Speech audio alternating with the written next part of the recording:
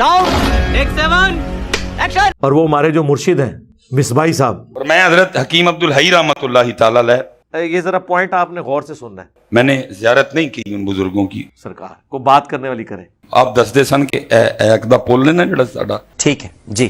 ਇਹਦੇ ਨਾਲ ਹੀ ਕੋ ਬਾਬੇ ਹੋਰੀ ਰਹਿੰਦੇ ਸਨ ਤੇ ਦਾਤਰੀਆਂ ਲਾਉਂਦੇ ਹੁੰਦੇ ਸਨ। माशाल्लाह लेकिन वलीउल्लाह, छुपे वलीउल्लाह हजरत। यार क्या बात है यार, कितने पहुंचे बुजुर्ग ने। हजरत का मामूल था ना कहीं जाते थे ना कभी किसी से। फिर वो पूरी दिहाड़ी सुते रहने होने ने।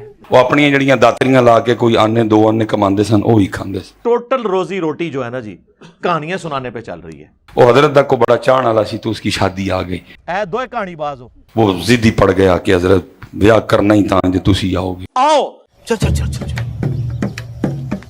वो भाई मैं नहीं, मेरे मुर्शद ने मना फरमाया कभी किते नहीं जाना। क्यों? साडी मर्जी सी जो मर्जी कभी है। खीर हजरत विच कोई साहबजादा साहब जैसे, किबला इंजीनियर साहब जैसे, और तेरे से तो हमें बड़ा प्यार है यार। ताहिर भाई जैसे, हजरत साहब जैसे बैठे थे। उन्होंने क्या हजरत है डर डला है। किधर कहा मैंने ये नहीं कहा, मैंने तो कहा था ये गलत है। चलो वलीमे ते आ जाओ, सुन्नत है। आयो ना गेड़े च। क्या ठीक है, लेकिन पुत्रा खान दी जिद ना करी, खाना नहीं मैं कुछ। ए सुन लो मुफ्ती साहब, दुआना खाना जे ते मस्जिद बाहर निकलो। उन्हें बाहर जाके आख्या कि बारी आ ते जाओ, खुआ मैं आपे लाऊंगा। अब्बा नहीं मानेंगे। हकीम साहब किबला रहमतुल्लाहि ताला अलैह फरमाते ने बाबे होरी आ गए। बाबे नाराज हो जान, मनाना बड़ा मुश्किल होता जे। उन्हें वही काम किया। काम नहीं ना फिर सही कर रहे। उन्हें लिया सामने जो जो पकाया ही ना सारा कुछ ही रखा। घर जाके खाओ। बाबे होरी ना खान। समोसे खाओ पर दिमाग और चेहरे मेरे हल रखो, पीछे इस्माम दे। लोगों ने बड़े तरले मिन्नत की थे बाबे होरी।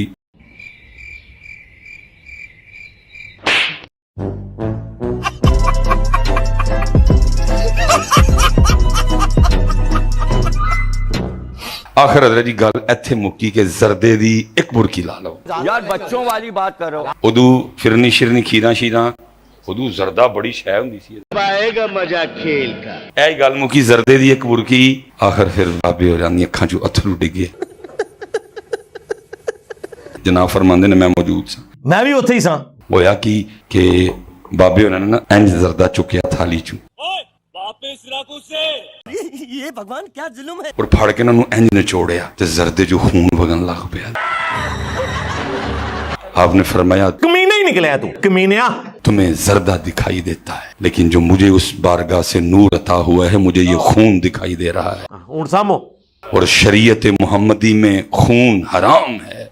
सुट्टे चोल थले उठ के टुर गए।